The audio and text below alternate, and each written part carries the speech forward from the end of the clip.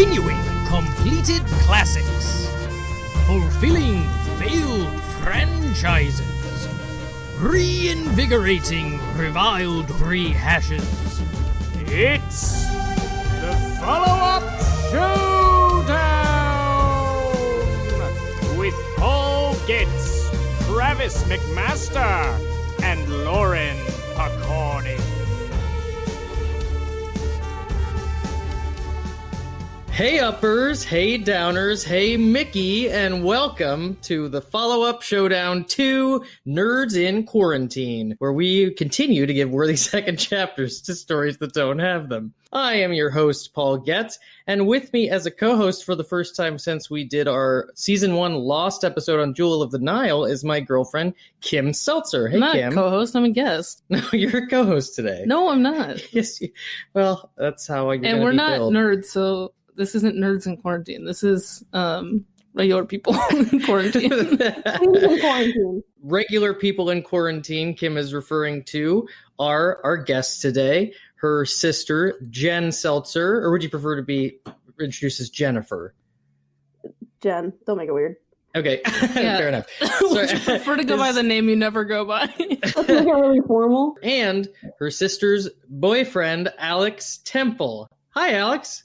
Hey, Paul. Glad to be here. Big fan.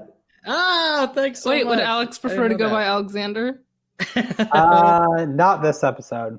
Okay, next cool. one. And the movie we are talking about today is 2004's Bring It On Again, the straight-to-DVD sequel to the 2000 cheerleading smash hit Bring It On. The reason we're doing this one is a sort of a special request from Kim and Jen, because I believe the first movie is quite important in your lives. Is that accurate?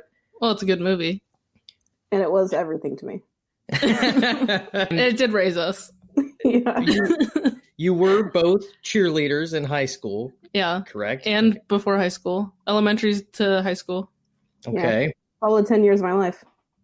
Wow. Yeah. I had barely any skills to show for it. I was trying to remember today. I couldn't remember the name of when you get out of a stunt and the person comes down. A cradle? A cradle. That's it. Is that what they were?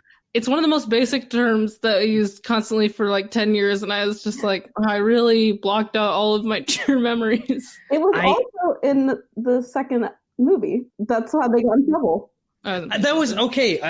We're jumping ahead here to the second movie already, but I did want to ask about that specific moment where they got in trouble, because she said, I said do a standard pop-off. Yeah. Was that an accurate... What did they do that was wrong? I couldn't We called it a jump down. It's where you just break down the stunt really slowly and safely. And then in the movie, the girl was like, do you want to do a cradle? Which would never work in real life, because you can't just surprise the person behind you who's supposed to catch you and expect that they do. So that was still unrealistic, and that was only one issue I had with that movie. They're just trying to add a little flair or whatever, a little personality to the move or whatever it was. But we will get into the second one. Let's talk for a bit about the first one. We'll talk to you guys first about your feelings on it, and then maybe Alex and I can share ours. So, how accurate was it? What was it that connected with you guys so much about this movie? It's hilarious to a couple of little girls. First of all, what connects you to it is, the idea that you're kind of hopeful, I'll get to high school, I'll be really cool, I'll be as pretty and charismatic as they are. And yeah, it kind of just painted the picture of what I thought my high school life was going to be like. Yeah. Which was the exact opposite of reality. But when you first see it, and I think we were in elementary school or something at the time, we were like, wow, I'm going to look exactly like that 25-year-old. I'm going to be so gorgeous and perfect, and I'm going to go through these trials and tribulations, but I'm going to date my best friend's brother. I'm going to be a head cheerleader. Funnily enough, for you bringing up the ages, Kirsten Dunst, Renee Bell, and Brandy Williams were all in high school. We're all teenagers during filming. Everyone else was in their 20s, but the oldest on set was Gabrielle Union. She was 27. I thought she looked as young as any of the rest of them, as Kirsten Dunst, I would say. Yeah, well, they all look old for their age. They all look older than I look now in that movie. So, Alex, how did you feel about the movie? Is this your first time seeing it? No, I watched it once when I was a lot younger, maybe like once or twice. But the thing that like was crazy to me was that I felt like half the slang they talked about, they were just making up on the spot. Like nobody had ever said it outside of this movie. Like, oh, she's the poo. Like I don't remember anybody in my childhood saying, oh yeah, that's the poo. I did want to ask specifically you and Jen about whether you used that phrase, because I know you don't like bathroom humor. No. So I didn't think that one would stick with you. So take a big No, it whiff. didn't stick with me. Did anyone here ever say something was the poo? Not even in your cheerleading gang where the movie was cool? It must have just been that they wanted to say the shit and weren't allowed to.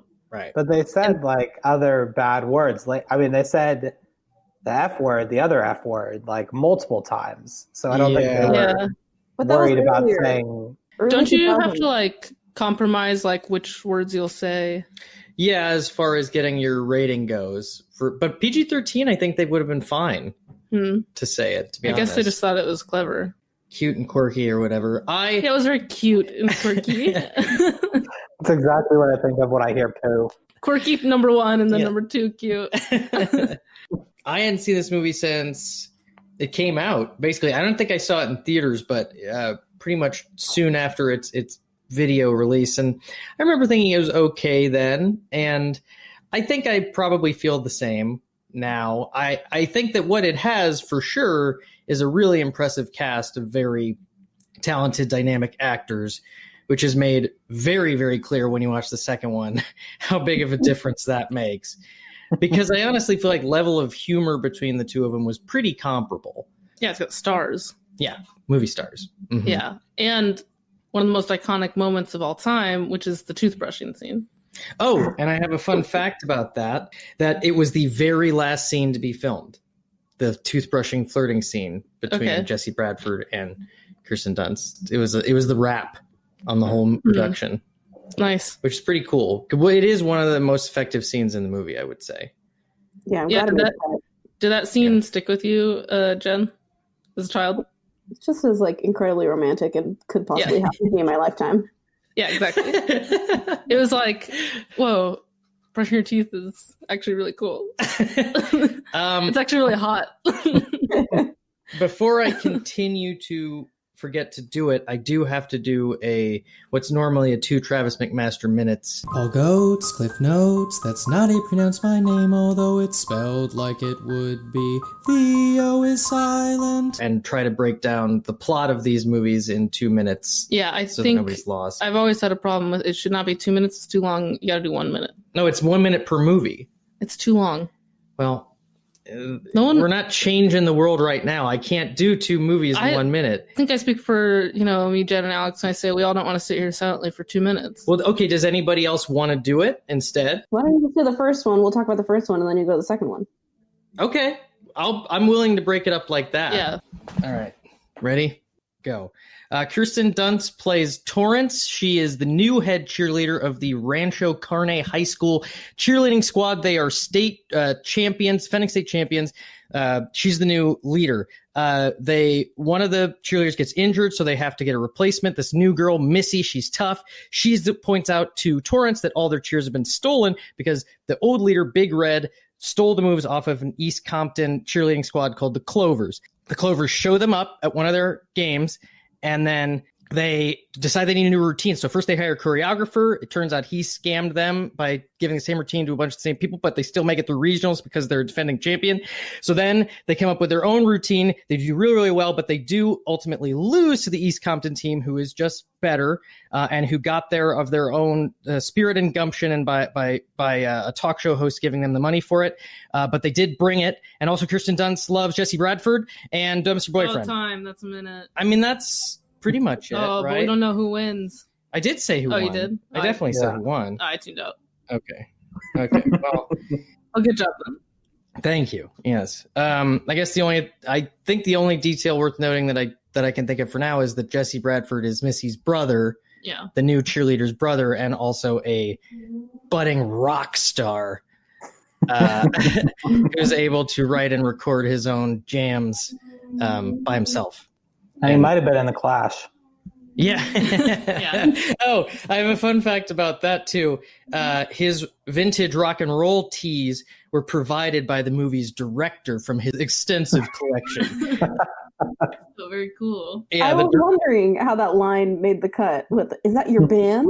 The Clash? The Clash? Yeah. I was like, why is this is the worst? The director of this movie, by the way, is Peyton Reed, who directed Yes Man and Ant-Man and Ant-Man and the Wasp. He's been around the block. He's done a variety of things, but this was his other ones. This was his directorial debut. He peaked at the beginning. What else does he have? Down with Love, the Renee Zellweger, Ewan McGregor musical rom-com, and also The Breakup with Vince Vaughn and Jennifer I love Aniston. that movie. You do? Yeah. There weren't a lot of rom-coms that I don't like. Oh, he also directed the Lindsay Lohan remake of The Love Bug. Herbie Fully Loaded? Oh, no, never mind. This is a different Love Bug. Huh. Anyway, and then the writer of this movie was Jessica Bendinger, who wrote Stick It, Aquamarine, Ooh. and one episode of Sex and the City. Ooh. Yeah. She's good. I've never seen Stick It. She's very good. Oh, I think you would have liked Stick It if you watched it 10 years ago.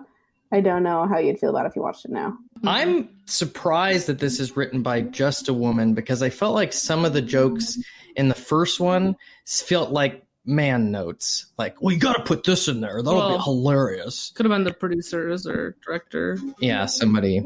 The guy with the band t-shirts. Yeah. Seems like his doing. I remember there being a TV commercial for this movie back in the day because I didn't see it in theaters, but I remember there being a preview for it that was trying to get guys to go see it. That was like, think Bring It On is just for girls. Guys, this one's for you. And then it shows a bunch of the girls dancing around in underwear and stuff. And it's got that line of Eliza Dushku being like, well, guys, ooga my goodies or whatever. Oh, that's hardcore. You're really going after an audience here. And that's why Alex watched it. I can't believe that they made like 7 of these movies. Yeah, there are so many of these. 6 total. And the second one's the worst one. Like when we rented it last night, there was like 8 different Bring It Ons. And I was like, why does this keep happening? Well, they don't have to relate to the other ones at all, as long as they're about cheerleading. I heard it's not even the same people making it. No, the producers were the same producers of the second one as the first. Well, they blew it. But after that, there's no other connections whatsoever. Continuing talking about my feelings on the first one, I really feel like Eliza Dushku is a problem. Missy? Yeah, Missy. I think she's a really inconsistent character. She shows up being super tough and all about being a gymnast, and then that never comes back. As soon as she makes the team, she is only Kirsten Dunst's friend who just kind of dances. I mean, yeah, they definitely don't. They don't give her an arc of any kind. They could have at least highlighted her tumbling being more useful. Yeah, because it's her whole audition scene. Yeah. And she never does any flips in any of the routines. That's true. In general, it was interesting how they showed the cheerleading. Because, the main actors are really just out there doing face and because they can't actually cheer. Right. But then they'll cut to these wide shots where they're just sort of sweeping across, and it's vague enough that you're like, I guess they're in there. I guess Kirsten Dunst is in there somewhere. Whereas in the second one, it is very obvious that the actors are not the ones doing the cheers. Yeah, the second one, all the characters you see that are these like background people that are supposed to be on the squad are very like weak looking theater people. And then they show them perform and you're like, oh, who are these like bodybuilders? I was in shock. Just a couple actors notes for this movie. Marley Shelton was originally cast as Torrance. She is the lead cheerleader in the movie Sugar and Spice. Never seen it. Never seen it. Okay. Well, do you know the movie I'm talking about? No. Really? It's a cheerleading movie where the cheerleaders also become like bank robbers, I think. Oh, we probably don't like that. That sounds so much better. Yeah, that's true. That's very true. This girl, you know her? No. She's in she's in The Sandlot. She's the lifeguard. Never seen it. Wow, she's in Planet Terror. Never Been Kissed. Who's she in Never Been Kissed? And Uptown Girls. She's Kristen. She's one of the friends of Jessica Alba. Yeah, They're she's like in a bunch of stuff back in the day. and Person or something are their names. Well, anyway, she was cast, but ultimately left the movie to do Sugar and Spice, the bank robber cheerleading movie, instead. Oh, she blew it. And that's Dipped out of the most iconic cheer movie of all time to do a different cheer movie. Roger Ebert did call it the Citizen Kane of cheerleader movies, whatever that means. I'd agree. That's true. I can't think of one other cheer movie that's good. I thought you liked Fired Up. But I don't think people like that. Yeah. But you like it.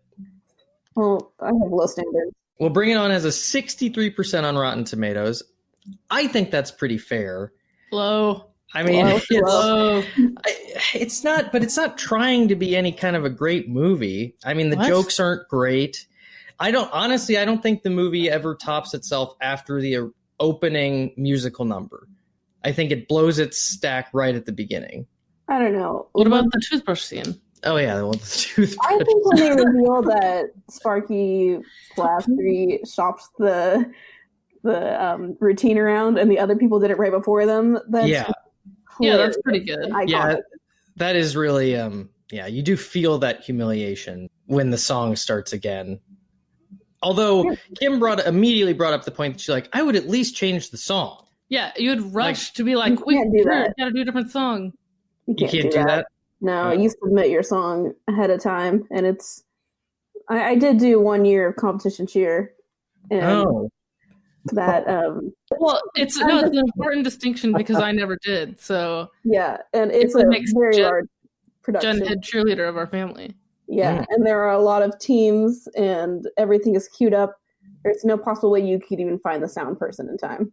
Well, I did find a couple of discrepancies in terms of what was allowed in the movie versus what is allowed in real high school competitions. One, the midriff that their out uniform has is strictly forbidden in high school competitive teams. Yeah, I wouldn't have been on it. Yeah, I would not even. I would have quit cheering like 10 years. 1 year into it, would have quit. And then also, according to the National Federation Interscholastic Spirit Association, many of the stunts performed in the movie, including flyovers, basket tosses with head over heels rotation, and stunts more than 2 bodies high, are illegal at the high school level. Yeah, makes sense. That's true. I would also like to say the craziest part, like cheer-wise, in the beginning when they say they're going to do the wolf wall, and they're like, that's like the hardest, stunt ever performed. And then they do it, and I'm like, when I coached cheer, I had my girls do that stunt. That was so easy. And like you said, they're doing head over tosses. I'm like, that was exactly what I said to Paul when they did that. I was like, that's not that hard. Well, and also that scene is specifically about the fact that her ambition is too big. Yeah. For the team to handle, and that's how the girl gets hurt at the beginning. Yeah, and then the whole rest of the movie is them doing way harder, more impressive stuff. But it's never them. It's always the hired the same squad, yeah. Yeah, right. Well, maybe they had to ease into it after a whole summer. Some of them haven't been working out the whole time, like Courtney pointed out. Oh, yeah, they've all been resting on their laurels. Right. Yeah, exactly. So maybe that was the ambition part, but just describing that stunt as like the hardest stunt known to mankind or whatever. When it came to Courtney and Whitney in general, I was very annoyed. I mean, I know you're supposed to be. They're the mean girls on the squad, but like they don't go so far as to show what the social pecking order is. Nobody ever talks to them. You know what I mean? It's always them over by themselves making bitchy comments or like challenging everything that everybody's doing, but nobody is going like, yeah, like nobody's on their side. They're just sort of this island of negativity that's on the team. Well, they're like the mini Big Red. Yeah, that's true. They do establish no one liked Big Red. She was just really good. Right, but she was a good leader. Yeah. Which is why I always thought it was kind of crazy at the very end where she says, "Second place, hell yeah!" Courtney says that. Yeah, and she's the worst one. Why did they make her say that? No one believes that would be okay by her. Yeah. Yeah. They could have just had them be mad and that would have been fine. Well, and even like them to be even happy. if she was excited by how well they did, they make it seem like she's doing it because she's learned the lesson. The other team was so good, and it's good of them to have made it on their own. And that doesn't seem there's right. no way she would have learned that. Yeah. She tried to overthrow Torrance like a week before that. With the help of her ex-boyfriend, Aaron, who I also want to talk about. I understand that they established early on that he's cheating on her so that you don't like him. But the fact that he's cheating on her again when she makes the speech about how he's not boyfriend material for not believing in her, that doesn't add anything to the... In fact, I think it undercuts the standoff scene. The thing I always remember about that scene, and it was true again when I saw it this time, was that woman is like 35 years old. That was pointed out by our mother. She always said, "Whoa, that woman looks really old." She is really old, and I was curious when it was gonna show this time because I knew it was coming, and I was like, I wonder if she'll be as old looking as I remember her, and she definitely was. Yeah, you did make that comment when we watched it, and I have a fact on her. Her name is Carla Makoff. She's a real life LA Lakers cheerleader. It was at the time, Oh, that's why they put her in the movie.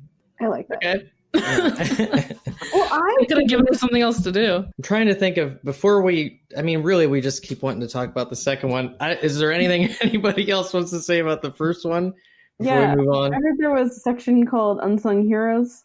Oh, we'll get to that at the end, actually. I'm sorry. Oh, sorry. Just cut that out. But you know what? No, let's do it. No, let's do it now. We'll do it just like we're doing the minute broken up. We'll do that broken up. Hit it, Ball Jr. Unsung heroes.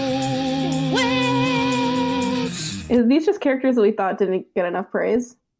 It can be. It's usually actors with smaller parts or even like background actors who really add something to the movie. Well, I just really like Big Red. I just thought she did an incredible job. Yeah. And then smaller characters, I liked Cutter, the little girl that has an issue with Courtney. Oh, yeah, she's great. Oh, she's my hilarious. God. She is what I just put her down as punching kid at the conference.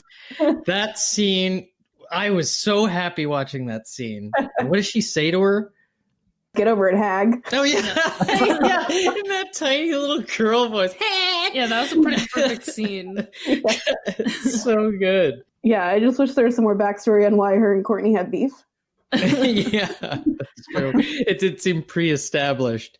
That whole scene of that conference, like there kept being sequences of things. Like there was the tryout sequence, and I kept waiting for a sequence like that to hit because the tryout sequence to me, I was like, none of these jokes are doing it for me. Like none of these are making me laugh.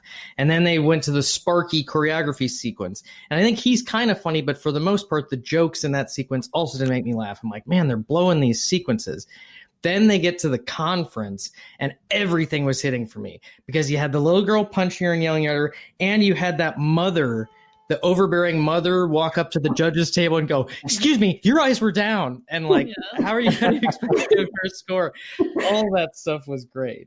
It was also really good too from my cheerleading background because the move that they were talking about was one where they all hit their stunts according to like the ding in the song, which is an actual like technique that choreographers use, and that you craft these like weird music mashups, and all those like little sounds in there, you're supposed to hit a stunt so it shows that you're on time and you're counting. So it really was probably a move in the scene, or just a move in the dance that was really important, and his head should not have been down. Actually, can I ask, later Kirsten Dunst gives Gabrielle Union a tip: don't let anybody go off of the mat because they really take off points for that. And then Gabrielle Union pretends not to need the advice and then turns around and immediately like yells at her team about it. Would that be something they'd know already in a competition setting like that? Yeah, but they've never been to the competition before. I mean, that mat was enormous. Yeah, but they do flips where they're going all the way across. Yeah. I think it was reasonable. I thought it was very classy of her. They just understand each other, that's all. Yeah. But that is a real cheer thing. If you step outside of bounds, you lose a lot of points. It's a really way to lose points and move down in your ranking. And I'll say, even if you don't care about it as like the plot line, like Paul's tiny brain can't understand why it, is effective, it's at least another little bonus for the real cheerleaders that watch it, where you get that like this is a movie for us. So wouldn't the opposite be that like girls were flying off the mat? Like, isn't that bad advice? Not bad advice, but like unnecessary, because you plan the routine and it's like nobody is going to be flying off the side of the stage. You misunderstood. I don't think I misunderstood. I think it's like common knowledge. Let me just explain it to you. It's like saying somebody that's swimming, like, come up for breath every once in a while. The thing is a giant mat because people are tumbling on it, so safety reasons. And there is a taped border on the outside of it. So if you step your foot outside of the border, you are marked down points. You're still technically on the mat, but you're like out of bounds, So that's what she's addressing, that if you're tumbling and you're landing, your flip or whatever, and you put your foot back and you're outside of bounds. The lines in football, you can't step your foot out of the line when you're running, whatever. This is the same thing. Now my boyfriend's little brain exactly him that. Did all the boys' little brains get it now? The only other person I have down for an unsung hero for the first one is the nodding judge at finals. And I mean, it's like the main judge that they focus on, but every time they come back to them, he's either smiling and nodding if he likes something, or if it's something's interesting, or he goes, okay. While he's writing things down, he really committed to that nod. I have the guy who answers the phone for Aaron he's not here. He's not here. Oh, yeah. Oh, yeah. That is good. Also sounds like the same guy who answered the phone for Sparky Plastery when Krista Dutz calls him. So I thought that was pretty weird. That's just true. Movie, it was a similar beat both times. I thought it was the same voice, and I was like, that's a funny. It's probably the director or something. Well, the director is in it. He's the mime in the sequence where they're learning all the different styles of dance. He's the one doing mime. Pretty good.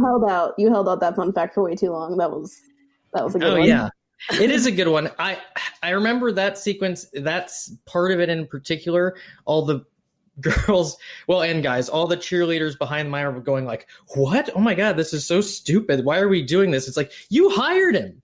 Like this was your idea to get all the you picked mime in addition to everything else. Why are you acting like this guy just wandered in and started teaching us? Okay, but also to the point, I really do appreciate that their final routine did incorporate all those moves and nods to the dance styles. Because throughout the movie, I mean, obviously what they're doing is impressive, but every cheer routine just looks vague, including the Clover's routines.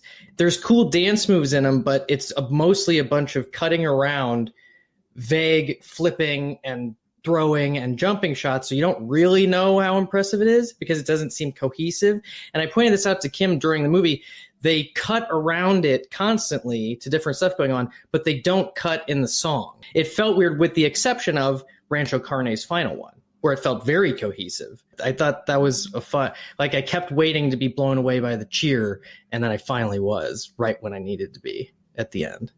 So I want to say, it's not an unsung hero, but I just want to make note of what was an iconic line early on in the movie where Aaron is picking Torrance up at the beginning, and he does his little seatbelt, you sure? Oh yeah, like, can I help you out? Yeah. That's a perfect line. That was something. That was something we did in childhood. Okay, it's a bit. Yeah, perfect bit. Stay in your vehicle, Aaron. The way the parents hate him.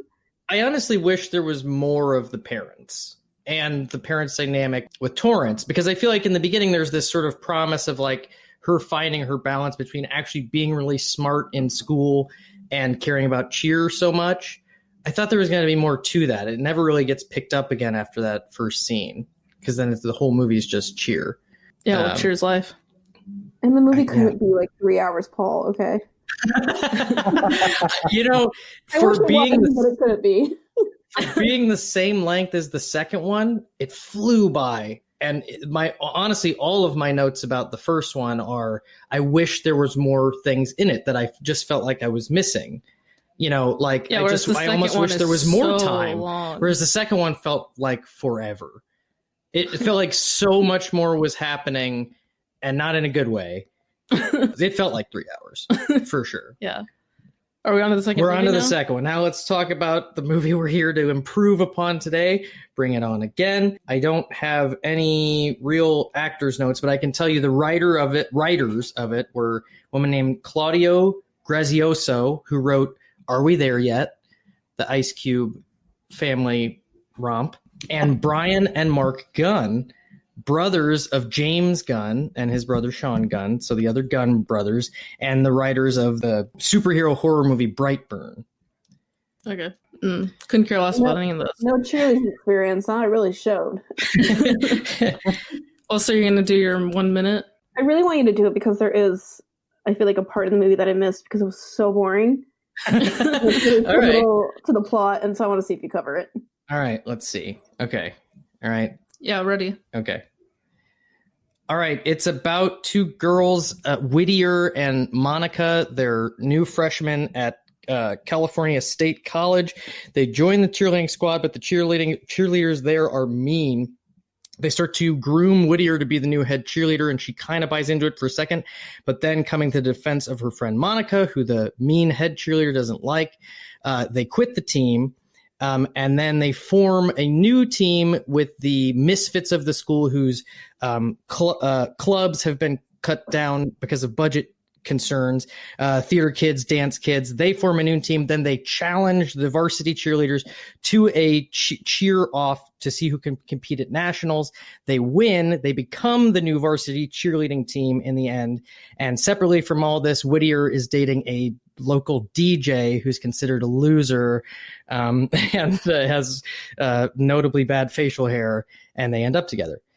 And that's it, right? That was good. Yeah. You covered exactly what I needed covered. Yeah. What Why did all these random people agree to join this cheer squad? Oh, because I was on my phone for 1 minute, and she's got a whole new cheer squad full of they weirdos. were able to convince them that if they joined the cheer squad, they could win the competition and then get $20,000 to pay for their clubs to happen again. But we didn't even know if that happened, though, did they? Because it kind of just seemed like they were competing to compete. To compete, exactly. Yeah, yes. To represent the school. So we don't even know if they won or got the $20,000. Well, they're still yet to go to nationals, which, first of all, it's one thing for them to compete, to go to nationals and decide who competes. But for the dean to come in and go, "You're the new varsity cheerleading squad," it's like, wait, what? What about this whole team of other people that's what they were doing before this? Well, also, none of those people want to be cheerleaders. They're all trying to get their club back. So they're all going to quit. We don't want to be the varsity cheerleaders. We want to do theater and dance. The dean was weirdly involved in all of it. Yeah. He was obsessed. It was way too much of it. He felt like more of the main character than the main girl, than Whittier. Yeah, I thought something was going to be unveiled that, I thought when I first watched it that he was her dad. I thought that too. And that's why he had such a stake in it, and that's why she was so eager to please him and keep the money flowing to the school. Yeah. Her dad's job. Well, you mean, the evil girl's evil dad. Yeah. head cheerleader. It really seems like that at the beginning. Yeah. But then they didn't reveal that, and then it got kind of weird, and I was like, "Are maybe they dating or something? Something weird is happening?" That would be really good. There is an extra layer of creepiness to the dean in general that is just confusing, especially given how it ends for him. Because I thought they were building him up to be the villain of the piece. Because even when he's like, "You're the new varsity cheerleading squad," I was like, "Oh, well, now we're supposed to feel for the evil girl because she just lost her whole life." And then I was like, okay, what's going to happen to this dean? Are they all going to quit and he's going to be shamefaced? And literally all that happens then he goes, "I have a lunch date." And he leaves. That's Paul's favorite line in the movie. That killed me so much. Because there's also not information you need that he has a lunch date. Yeah. It's one of the last lines in the whole movie. In the whole movie, it's the scene's ending, and it's right before the very, very end of the whole piece. The end of the movie kind of, I mean, as much as it feels like it's towards the end, it's like, oh, it's over now. Yeah, I know. It was so long, and then when it finally ended, we're like, I feel like there could be more. Some stuff didn't wrap up. Nothing wrapped up. We don't know what happened to the fate of the clubs. They still have to go to nationals and compete for the money. We don't know what happened to the squad and the guy who was on scholarship. I guess, did he join? He joined the new team. Well, and that the was guy, so weird. the boyfriend never shaves his face. I was waiting for the whole time. They even make fun of glow up.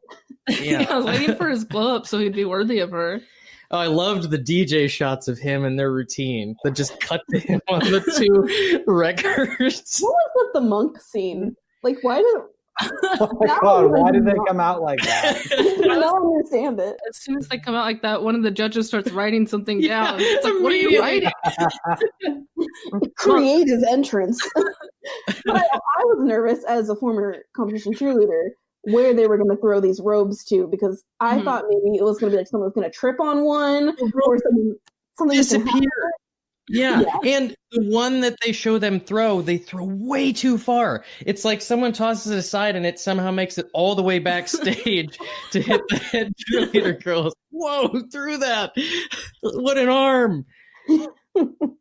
Yeah, a lot of problems with this horrible movie. I mean, but a lot of joy in watching it with you, at least. Well, go ahead and tell them your favorite moment. Oh yeah. Oh yeah. My favorite moment of the movie, oh, it's so funny, is that when early on in the movie when the boyfriend, the DJ comes to the sorority house, which they don't really ever clarify why the cheerleaders in the sorority house are like the same thing. That's exactly what I was wondering for. I do have a fun fact about that sorority house. Well, there's absolutely no reason to establish that it is a sorority house. They could have just had it be like, this is her office. But they do or college party. Yeah, but they do an outside shot showing like what sorority house it is and everything. But anyway, so when the DJ shows up, he's looking for the main girl, Whittier, and he's like, has anyone seen Whittier, blonde, yay high? And he goes like a full 1.5 feet shorter below than he his is. shoulder. It's so short. And he is very short.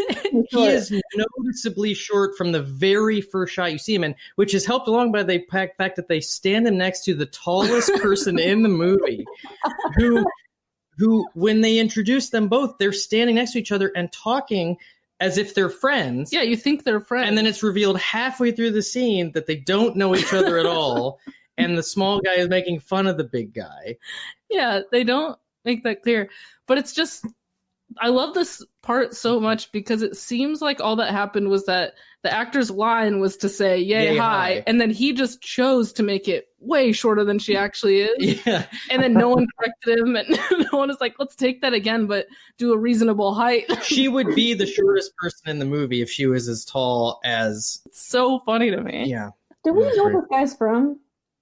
He was in the main cast of Saved by the Bell, the new class. He was like the Zach Morris of the new class, which was the late 90s series that had Screech as the assistant principal. But no, I thought he looked familiar too, but I looked at what he's in. I didn't recognize him for anything. I just kept referring to him as like a Nickelback looking guy. I could not understand his look and why casting people thought that he was going to be attractive to the audience and desirable. That's what I was thinking. I was like, he's not really a bad looking guy if they get rid of the facial hair. And part of it was that he dressed so horribly, but really everyone in the whole movie dressed horribly. And also, the main two girls have no charisma whatsoever. Her friend Monica has a little bit more, but Monica's problem is you can't understand what she's saying. A lot of the time she's just like mumbling or quiet or something.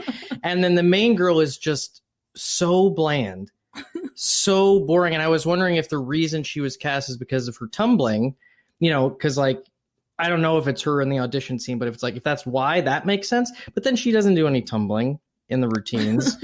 No, she's bland for no reason. And, but having said that, I will say that I thought her and the DJ sold their chemistry very well. I believed that they were into each other. I thought that was the best acting that she did. Yeah, that's true. And I thought he seemed enough like a competent actor that, those scenes played better than a lot of the other ones. Yeah, he was one of the better actors in the movie. Half the movie was the head evil cheerleader monologuing.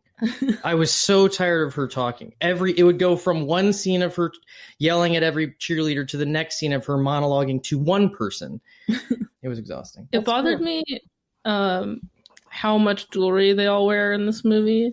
That's what I said to Alex. Why are they all wearing pearl necklaces? Yeah, I know, pearl necklaces specifically. And they had a problem with her belly ring. And I'm like, I know. Girl, you're standing here with like a chain that someone can pull, some earrings in your ears. Yeah, it was like 4 of them were wearing a necklace, including the Whittier, the main girl, throughout the whole movie every time they cheered, and they only had a problem with the belly button ring. That was so weird. They really set it up to be like a I also I didn't understand. I didn't understand when she pulled out her belly button ring. It made a noise as if it hit the floor, then she threw it to the side and made a noise again. And it was a different piece of it. But she had 2 pieces of it. It was like she dropped it and then she held up 2 separate pieces. Well, maybe there were 3 pieces. Yeah, I guess maybe she had a 3-piece belly button ring. That might be a thing. Probably not. Anyway, that wasn't the biggest problem. I used to work at Claire's, and we did sell belly button rings. So, as someone who has experience in this field as well, it was not plausible to me. Well, my fun fact about that sorority house it is the same house that they use in Legally Blonde as the sorority house at UCLA. That makes sense at UCLA. Yes. Yeah. So that's maybe why the campus is the same. Maybe too. That's why they wanted to feature it. Let's talk about this campus though, because you said it was your school. Alex and I said it was our school. At least half of the campus shots are UCLA. And it starts at UCLA, and the flagpole scene where they're doing that weird, they're cheering for the croquet game. Which, I want to talk about UCLA. That was the first inclination I had that none of the actors were cheering.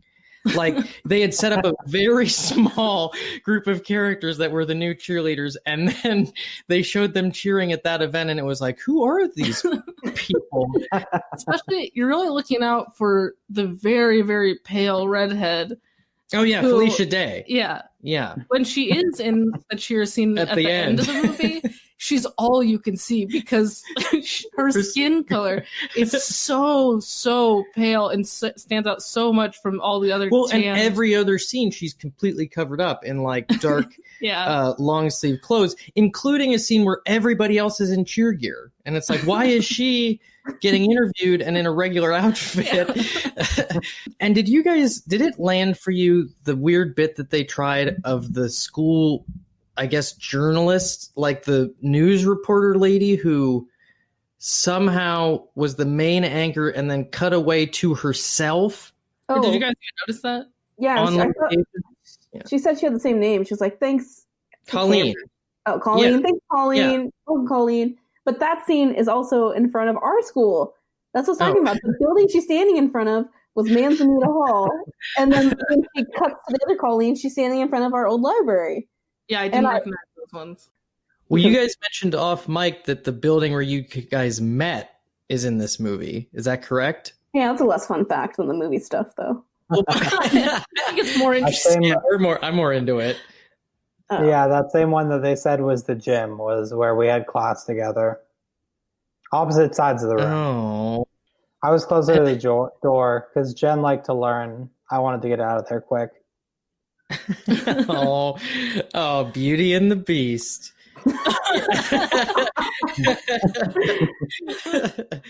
So, not that we're moving on, but to list the other sequels in this series, we've got Bring It On, All or Nothing. Which from 2006. Bring It On, All or Nothing is famously the second best of the Bring It On movies, right, Jen? It's at least the other one that everyone saw. The third one is definitely what everyone saw. They were like, wait, they didn't come out the second one? Because no one even knew the second one existed. But the third one I've seen a bunch of times, only because I feel like it's one of those movies that was always on TV. Well, and it's starring big names. Yeah. Unlike this one. Yeah. Hayden Panettiere and Solange Knowles. And Rihanna. Oh yeah, Is Rihanna in was the already a third huge one. star. She was only in Yeah. it. Those are all 3 people in the third one? Yeah. Yeah. That's what I told Oh you, my Alex. God. Huge stars. Because you're like, they made more of these? And I was like, well, none of them were as remarkably bad as the second one. So, Oh, Rihanna's also barely in it. And She's she's like, really oh. only in it to. She's all over the trailer. Well, It's like because half she's of the famous. trailer. That's She's true. really in it to have her music video at the end for Ponte Replay. I think the third one is so cringy. The third With- one is cringy.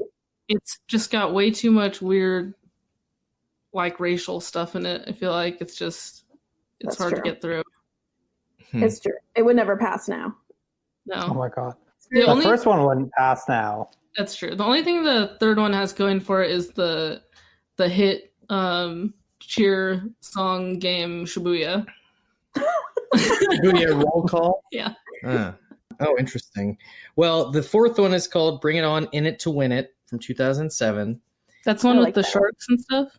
I don't know. The Sharks and the Jets. Yeah. It was Okay. Is West Side Story? they're called the Sharks and the Jets, and Mom would always say, like, Whoa. "No, I'm not watching it because of that. I'm watching Yeah. it because of it." It was great. It's about these. It was an two- adaptation. Yeah, So these two essentially, a rival- Romeo and Juliet adaptation. Let her talk. Sorry. I'm going to tell you all about it. These 2 rival cheer squads are at, I believe it's a cheer camp with the competition in it. So they're not at their own schools, and there's a lot of other squads around. And yeah, there is a Romeo and Juliet story that Carson likes the guy on whatever the other team is. And they're all competing at like Universal in Florida, Universal Studios. yeah, theme park. And they like sneak off and have this whole relationship. You should see it. It's really good. 10 out of 10. I will see it. Wow, 10 out of 10. I will In the Bring say. It On universe. I will say I appreciate that all of these movies' plots seem very different from each other. Because honestly, for this one to be called "Bring It On Again," I was like, oh, it's going to be the same arc. Yeah, but really Have to for bring most it on of the again, movie, but there is no one to bring it on competition against. at all. Yeah, No one The bringing competition it. only comes in the last like quarter of the movie. yeah, it's like the last 20 minutes. I really hate their croquet scene. I forgot that when you brought it up, now that's all I can think about. But Yeah. that's when it officially lost me. When the guys were all cheering and then he only made it because the squad is really good and they were only upset. Oh, the because they weren't DJ. from cheerleaders. The DJ was the one who inspired them to. He showed up in his truck, and that was how they became good. Yeah, Is well, because they needed heat. I will say, I thought it was so funny. Multiple times in the movie, they would have these cheer scenes where, of course, every time they're doing some sort of routine, it's the same type of cheer music that's not like actually good music. It's just like, bam, bam, bam, bam, like stuff. And every time they would do it, they would show people that are just watching getting like so into the music, being like, yes. Yeah. It's just like, there's no way anyone likes this music. It's not real music. Well, I thought in their croquet scene, I thought he was mad because he was trying to concentrate because it's a sport like golf where you need everyone to be quiet. But then it just turned into like he was just mad because they were making noise and they were bad at cheerleading. It bothered me. That guy just seemed so miscast. Like, I ended up hating that bit, but I don't think it was because I hated the bit. I hated that actor for it. I was like, this guy should be like a stuffy, snobby guy. And as soon as he said his line, he seemed like a frat douchebag. It's like, it's the suckiness that's bothering my or whatever. I was like, no, that's not so right. many dumb frat lines, like when the guy was like picking up on another dude, and he's like, "Well, no, I'm the football quarterback, so I have to beat you up." What That is was this? terrible. They have horrible homophobic stuff in both movies, and it's like watching the first movie again. You're like, oh yeah, I forgot there's all this weird stuff, and then the second movie, it's like they double down, and it's like even more homophobic stuff. Like, oh, leave it alone. Can I say another scene that I think about? Yeah. The weird one with like nobody showing up to their auditions because they didn't put up their posters in the right color and they didn't use glitter on the It had sign. been an hour and a half that they were waiting. It was driving me crazy that they acted like they had both been standing there an hour and a half and hadn't yet addressed the fact that no one showed up. Well, I was like, what have you guys been talking about for the last hour and a half? Well, and then the logistics of the plot didn't make any sense after that, because once they formed the new squad, it was just like, well, you can't just form a new squad without it being like approved by the school. And then that didn't even seem to come up until it became, well, which cheerleading squad's going to go to nationals? It's like, well, this one's not even sanctioned. What do you? Well, it's also like, well, what are you going to cheer for? Right. Well, they I were guess cheering that's why for they did lesser croquet. sports, croquet Are and they going to fencing. nationals? At the end, they are. Well, that was really weird because they just competed against themselves. They didn't compete against anyone else in the state. They did not beat out anyone to go anywhere. They just were a fake team that went against their own real team, and that should not have qualified them for anything. Well, and there was no transition of them becoming that good. It didn't make any sense how good they were at the end. And where did they get their uniform? Uniforms? Yeah. Like none of that. All the art. You didn't they had see so any of much that art happen. Yeah. Of our background, huge backdrops and stuff. All right. So the fifth one is called Bring It On, Fight to the Finish, 2009. I remember the name. That? I don't think I saw that one. I think I saw, but I do not remember at all. And then, well, the newest is from 2017. It's Pretty on recent. Netflix. Bring It On, Worldwide Cheer Smack. I don't I understand. guess WWE. Is that what that means? I thought maybe you guys would know what a cheer smack was. No. Okay. Well, all of them were like sports related things, like in it to win it, fight to the finish, all or nothing. And Worldwide that's all cheer- the sports things, and that's why they get Again. attacked. All right. So let's do unsung heroes for the second one. Did you guys have any that you caught in the second one? No, I hated it. I have one, only one, which was in that softball scene. Which specifically, I'll set up the scene and then you can say the person. The scene is she's alone. They've just quit the team. She's alone at the softball game, and she starts she hears a sprinkler that gives her a beat in her head, and then she starts doing a cheer by herself. Very quietly at first. Yeah, and then gets really, really loud and won't stop until everybody in the audience is doing it with her. Which is supposed to be an inspiring scene where she's getting her groove back. And I don't know if you guys saw it, but just behind her, like a little to the left, is this old man who's completely hunched over. He looks dead. I think the bit is he's asleep.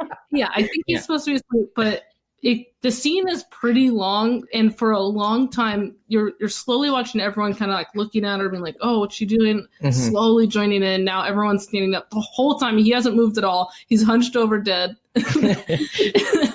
And then at the very end of the scene, the woman next to him kind of like taps him and wakes him up, and then he joins. But which is very unsatisfying because it should have been her cheer that wowoke him up and inspired him. That's what I thought you were taking that. I want to tap him still. Yeah. When everyone around him is up and screaming. Yeah. But I was hoping that it was just a weird thing where it was just one extra just got away with looking dead. And no one noticed. They would just never acknowledge it. That would have been the best. Because it was so funny and it went for so long. Yeah. And then as soon as you realize it was on purpose, it's like, oh, that's not that funny. They didn't even have a good idea. Well, we still have the rental for another 24 hours, Alex, if we want to check out that scene. We're never gonna watch it again. Getting into the questions that precede the pitches every time. First, should this movie, Bring It On, have a sequel? Sure. Like, why not? I agree with Alex's head movement. I say no. Perfection. I think they could have done another good one. But I mean, do you think it would need the same cast? For example, my pitch features the cast of the first one. So I feel like there's no way for it to be a decent sequel with a new.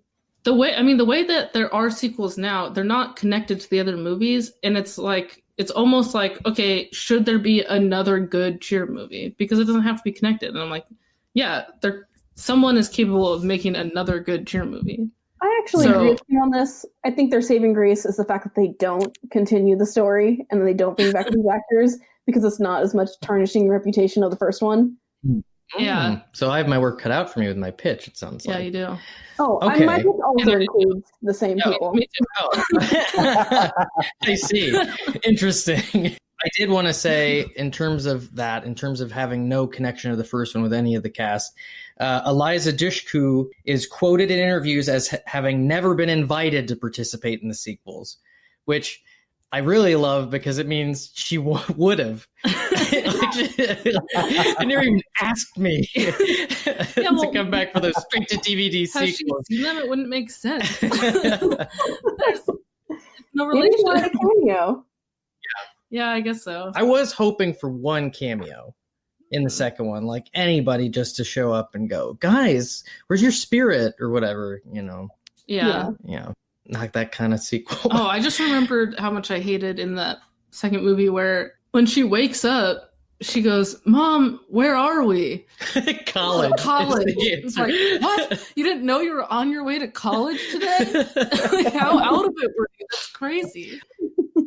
I actually really liked the judge in shadow in that dream sequence at the beginning. I thought that his voice was cool. But then when she started getting hit with, I guess, meat, like painted meat, it was so gross. It ruined the whole thing. They also were really critiquing her weight. And then I feel like somewhere else in the movie they brought up like their bodies. Oh, yeah, like the chili dogs and stuff. Yeah, well, they kept saying it, especially about her friend, the chili dog, who was even smaller than her. Yeah, like the smallest woman in the whole movie. They kept saying that she was had too fat of a butt. The people behind this movie love chili dogs. They really made it a thing where it's like. I said this is the most I've ever heard chili dogs mentioned in a movie. And there was 2 glorification scenes of them happily eating chili dogs. Where it's like, we broke away from the conformity of the evil cheerleading squad. Chili dog time. Yeah. Okay, so then the next question, sequel or prequel? If you're going to do a sequel to bring it on, what's the sweet spot to hit? I didn't think we needed a prequel. No, we certainly don't. I don't think we need either. But we don't need a prequel. Okay. I mean, some stuff that could be interesting to explore in a prequel, like if you just call it like Bring It On Junior Year.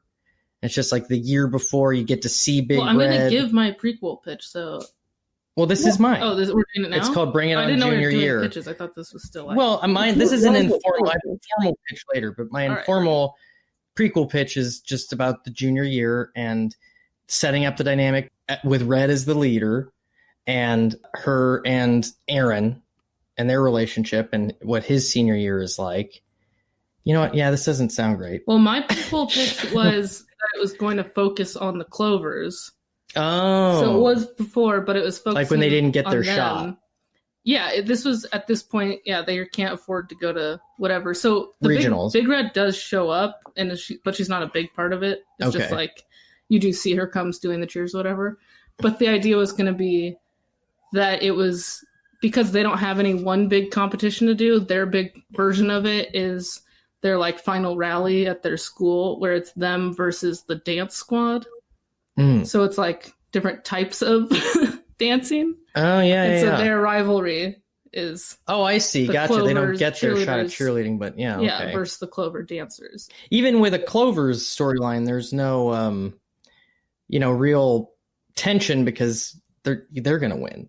Like, you know that they're the best. So even them put up against their own dance squad, they're going to win. Like... Yeah, you just know what's going to happen no matter what kind of prequel you have. It would be a different captain because now she's like, I'm captain now. Yeah. Right. I wanted to have part of it be that her name is Isis, by the way, in the movie. Is that? She goes, Ice, let me do this. Yeah, I never understood that until I actually looked at the IMDb this morning, and I saw that her name was Isis, and that's what that line meant. Yeah, I had to look it up. It was a nickname to put her in my pitch. I thought it was just Ice. Yeah, I was going to include a part of the pitch is that someone from the dance team like inadvertently gives Big Red the idea to steal all their cheers. Oh, I like that. But I hadn't figured out how to do that because I didn't know why. Like a traitor in the midst. Yeah. Nice. Well, from the team. East Compton High. Yeah. That's like wants to how did Big Red even find this school? Yeah, exactly. We got to show how that happened. That's why I was thinking. Sure. I was like, maybe it happens at a party or something. Like, you just need these two characters to come into contact. I mean, the reason they give for why Missy's seen it before is just we move. My brother and I just move all the time, so we know everywhere, kind of thing. Well, we've moved. He said they're from LA because when he was talking about the Hoosier sneeze, he was like, "You do it in LA, not in LA." And so, by the way, did you get? They never establish an age difference between them, so I guess they're twins. Right? They don't say that they're twins, but I think Cliff and Missy are twins. Well, in my sequel pitch, Cliff is a year older and is in Torrance's grade, and Missy is the youngest. Senior year, correct? And Bring It On. Torrance is a senior, But in my pitch, Missy was a junior. Oh, I see. Missy's a junior. Okay, got it. Okay. I don't know. I just made that up though. Yeah, I stuck with them. I stuck with them being twins, but I really don't. Again, it's not called out. It's just so that they can all be at the same place. It's kind of weird that they turned out exactly the same, though, for being siblings. Well, how do you mean? Like they're both into like similar music, have similar style. Like, I feel like you don't generally see that with like a male and female siblings. I don't know that they established anything about Missy besides the fact that she is a gymnast. And that she got bored during fourth period and doesn't actually have and drew tattoos on. Right. Whereas you know all kinds of things about what Cliff likes. Yeah. And man, when that scene where she sneaks in and he's practicing guitar, it's like watching someone perform like that with a guitar would be like incredible. You can't, it's not easy to just jump around the room, keeping the guitar in tune and rolling around. Like he was doing like rock gods moves, you know, like it was nothing. And it wasn't selling it for me. I didn't believe it for 1 second. All right. That didn't even matter to me. It was so dreamy. That's like one of the hottest things you could do. That and brush your teeth. So, okay, we've got our prequels out of the way. Does anyone want to go first with their pitch? Well, I know mine's not going to win, so. Okay, well, do you want to start then? Yeah, let me do mine. How about something that actually requires neurons? It's a new year at Rancho Carne High School, and Missy, now a senior, has taken over the squad as captain. She has a lot to do to prepare the team for nationals this year, starting with holding auditions to fill the vacant uniforms of Torrance, Courtney, and Whitney. Unsuccessful in recruiting any real talent, and only weeks away from the qualifiers, Missy opens up auditions to the community, where ex-Clovers Lava and LaFred show up, revealing their school funneled last year's cash prize into remodeling a teacher's lounge, not sparing a single penny for their program. Oh, what? That's so unfair. Oh, okay. No, I mean, that's ridiculous. Yeah, Pour some money into the teacher's lounge. Still better than the actual sequel. Yeah. After some back and forth with Missy, they finally agree to join forces with the Toros this season on the stipulation that they become co-captains and take over creative control. Without much of a choice, Missy relinquishes 2/3 of the power, and so ensues weeks of butting heads and pushing themselves and their squad to new heights. Will the girls put their egos aside and come together to choreograph a routine that even Sparky Plastry can't critique? Very nice. What's it called?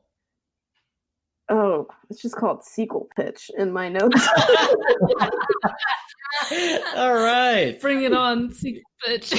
Bring on the sequel. The squeakle. I really like it a lot. And I also, it doesn't seem that, especially since we know Elijah Dushku was very upset she was never asked to be in any of the sequels, could have happened if they had just asked. If because they had just asked Jen to write it. She's the only stereo.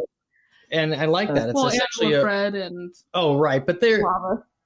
well, and they're not like big stars or anything, so they might have been able to get them. Yeah. It's essentially a new generation. I like it a lot. Nice. Yeah, I wanted all the main people to graduate out, and then we see some story. And actually, Missy gets to be a full character, which was a big problem for me in the first one. So maybe she can be redeemed. Yeah. Yeah, very well done. Thank you so much. All right, Alex, you ready?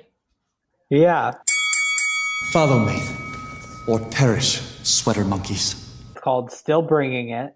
So it's set roughly 5 years in the future, where Torrance has her first teaching job at East Compton High, of all places. And she gets there. She doesn't get her first choice of topic, which was AP Chem, which is a callback to the first movie where she has the AP Chem book. And she ends up getting Spanish instead, but the plot twist would be that she doesn't know any Spanish. and so, like, to kind of try and build her value up at the school, she goes and teaches the cheer program, which does not have the same enthusiasm as it did when she was in high school. And the cheer program has one good cheerleader, who's called Melrose. And through the season, they improve and they kind of like, build up as a team. But unfortunately, Rancho Carne and them get involved in a prank war. And of course, East Compton takes it, doesn't take it too far, but they're the ones that get caught. And so they're disqualified from the cheer. I guess regionals would be at this point as opposed to the nationals. They're disqualified from that and suspended with school. And so since she's a terrible Spanish teacher, since she doesn't know Spanish and all her students got suspended, she's fired from her first job.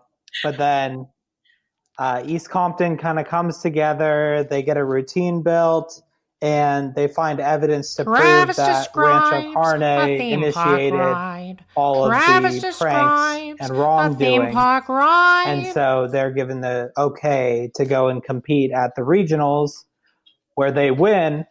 And then it says, at the end, Torrance is made full-time cheer coach and fired from teaching because still she doesn't know Spanish.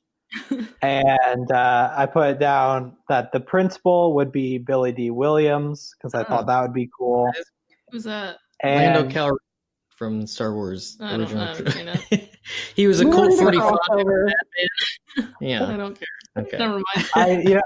I wanted to bring like a little bit of recognition to it, so I said Billy. I said that the love interest would be named Tyson, and he would be into journalism, and he would help Melrose prove that Rancho Carne started the prank war by like nice. Is filming or like photography or something. Like he would gather evidence. Yeah, I like that. To prove that Rancho was at fault for the pranks and get East Compton back into the competition. Nice. Yeah, I like it. I like still bringing it. I like it a lot. All right, I'll do mine and then you can finish us up, okay? Okay. Can you hold the mic? Here's, I wrote something for you, so here it is. It's the next year. Torrance, Missy, and Cliff all enroll at Cal State. Cliff forms a band with fellow music majors. The band is called Toothbrush Casanova.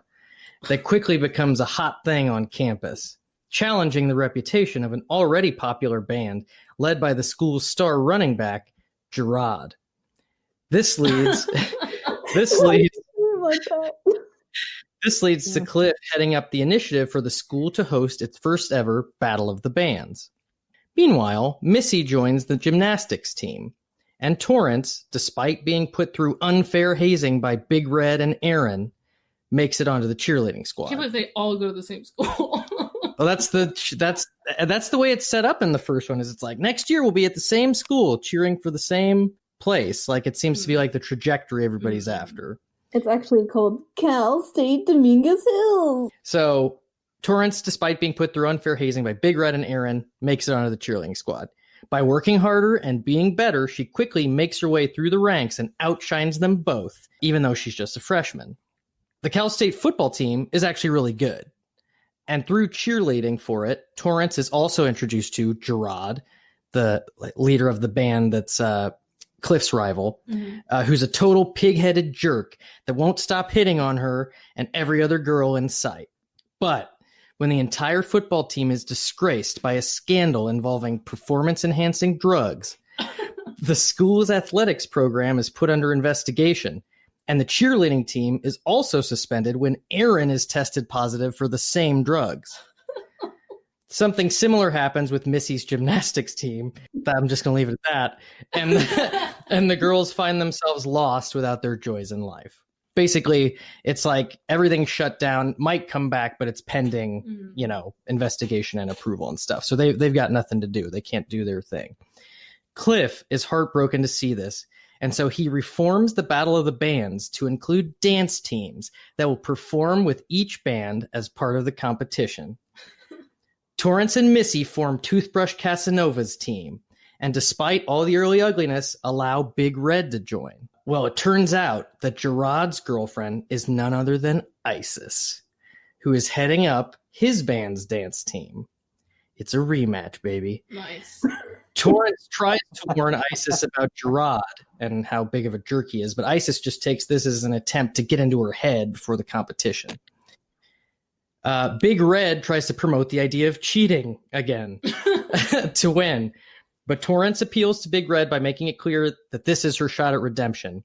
You want to be ruthless? Do it by refusing to be anything but the best. Thus, Torrance and Big Red work together to come up with the ultimate routine. At the Battle of the Bands, just before they're about to go on, Isis catches Gerard cheating on her. Ugh. She goes to leave the event, but Torrance catches up to her and pleads that she stay. Don't do it for him. Do it for me.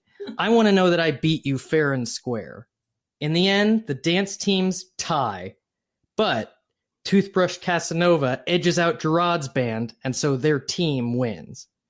When Gerard starts ranting and challenging the result, Isis decks him, knocking him off the stage in front of everyone. Heh, some running back. Guess the juice did do everything. The team captains meet up after the show. Isis tells Torrance she can't believe she was ever into such a jerk. Torrance glances over at Aaron, saying, "Yeah, I know the feeling." Isis suggests, "Hey, I'm getting a little tired of going up against you. Maybe we could do something together next time." Torrance replies, "If you can't beat him, join him." She leads Isis back to her group and everybody mingles. And I call this Bring It On at the Battle of the Bands. And it's the at symbol instead of a colon. Nice. Yeah, there's a lot in there.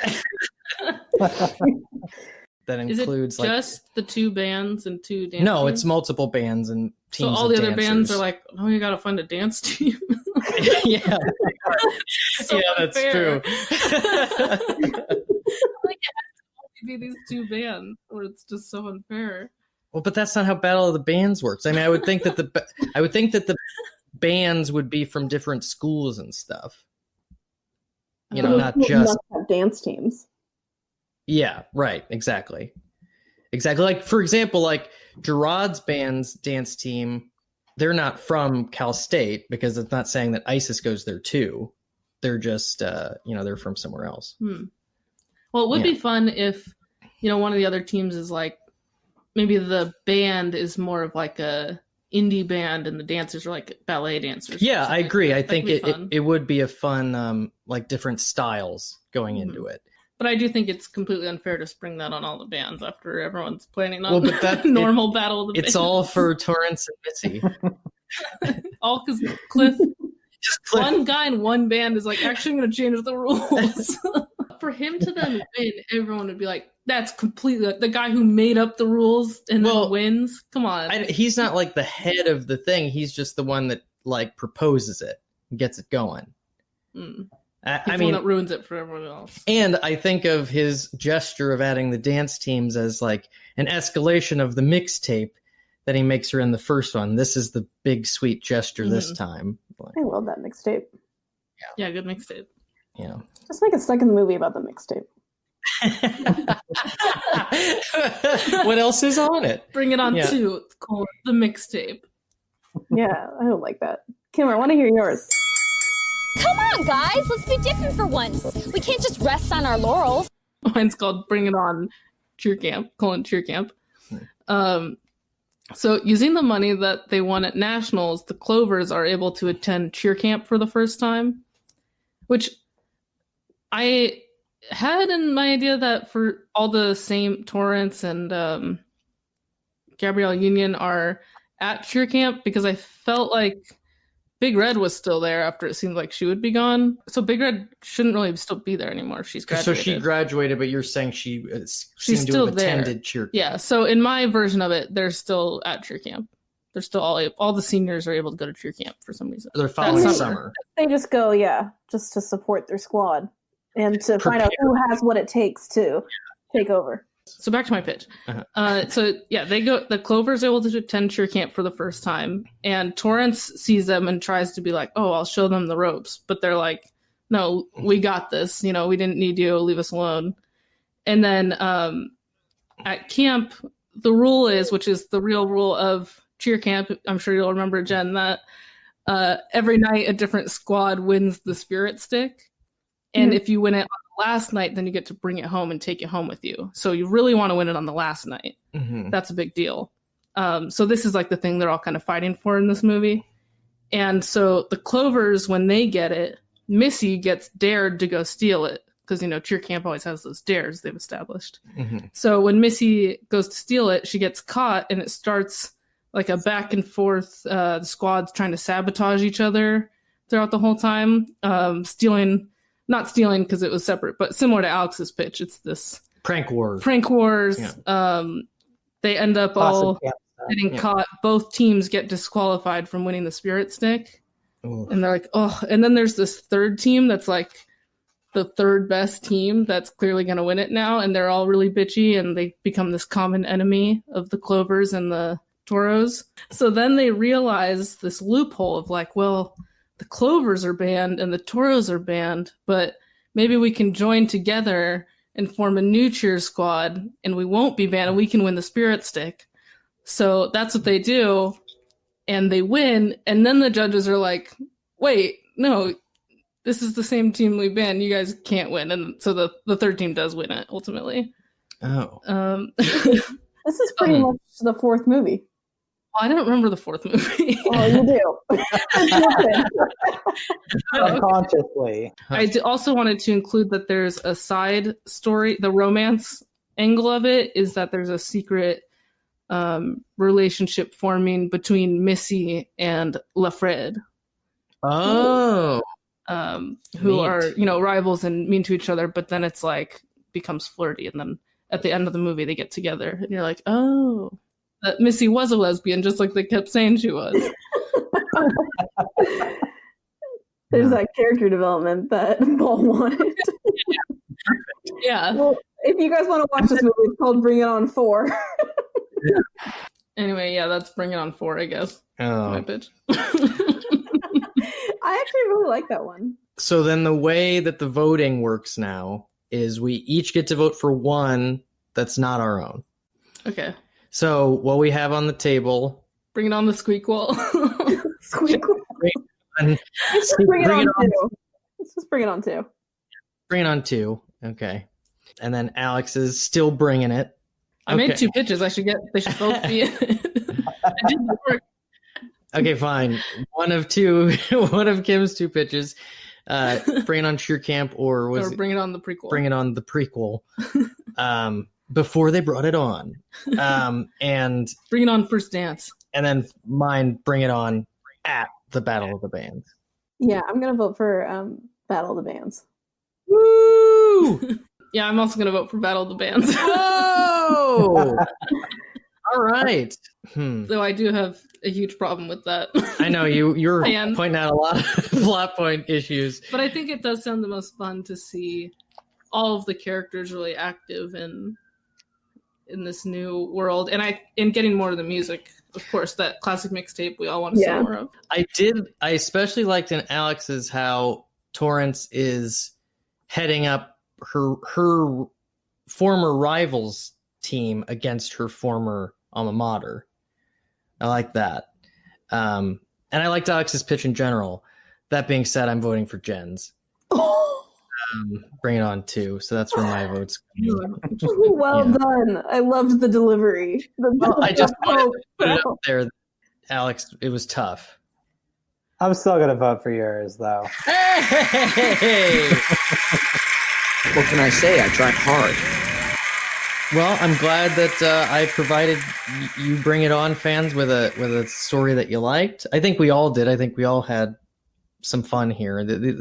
Everybody should be proud of their work. Yeah, but I thought no one really got it perfect. Okay. And that's worth pointing out. At the end of the day, everyone lost because we all had to sit through Bring It On again. So. Yeah, that's true.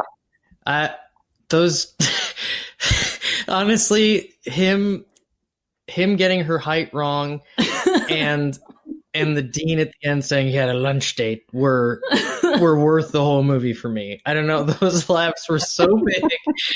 Yeah, I really couldn't stop laughing at that height issue. It's so far off. It's insane how far off that is. It's the worst acting choice I've ever seen. Yeah, it's One really of them, funny. anyway. But thank you guys for sitting through it. We do appreciate you doing the work. We do appreciate it. We love you. It was so hard. It was so much work. Does anybody have anything they want to plug before we wrap it up? Oh, my podcast, Science Communicators. Mm-hmm. Check it out. Weekly podcast. We break down science to laymen. And it's anyone can send in questions. If you have any science questions, it's really fun and really accurate. And it's good because my co-host Lee and I just happen to know the scientific explanation of everything. So Nice. check it out. And State Farm Insurance. Alex from State Farm. Very competitive renter's insurance. I'm friendly and attentive. Oh, yeah, that's true. Alex I know those things Alex about you. is my insurance agent. Yeah, so if you're in the Los Angeles or Greater Los Angeles area and you have needs for insurance, Message Paul. He'll give you my cell phone number. Cool. Yeah, I got all my happy insurance to. through text message. It was the best experience of my life. Anyways, this was very fun. Thank you all. You all brought it on. Okay. I saw you there. It was funny. Yeah, thank you. Thank you, Jen. Yeah.